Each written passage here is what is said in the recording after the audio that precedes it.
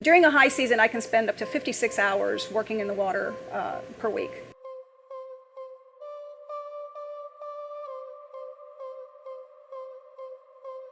A lot of them call me mermaid, and I guess that's because that's what most people can identify with, and I do wear the fishtail quite often.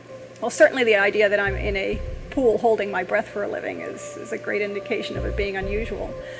The ensembles are also certainly unusual as well. So I guess that unto itself counts for it being a less common job. As far as jobs, I've been a kickbox instructor, I've been a zookeeper, I've been a veterinary technician, I've been a yoga teacher, I've been, I've worked in herpetological houses, working with reptiles and amphibians.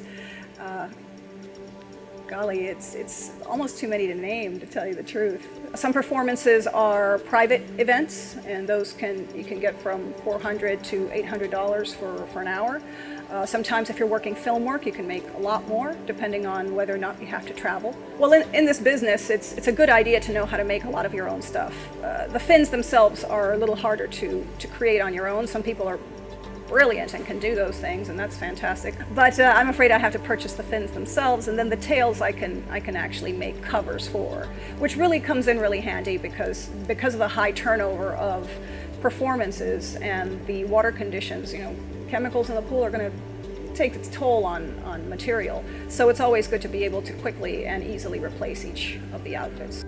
When I was 12 years old, I made my first silicone mermaid tail, which is this entire process where you make sculptures and then molds of the sculptures, pour silicone into it. It's the whole special effects thing. They take a lot of time to make. I would spend about 30 hours on one tail because it's a really complex process.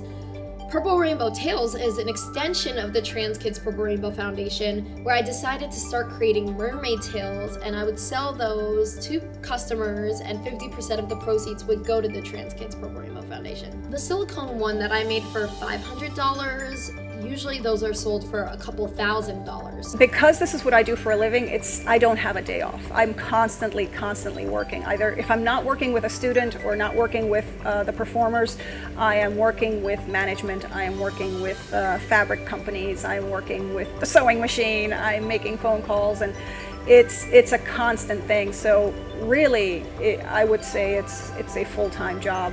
If you're talking about going back to a normal job, I would have to say this is indeed my normal job.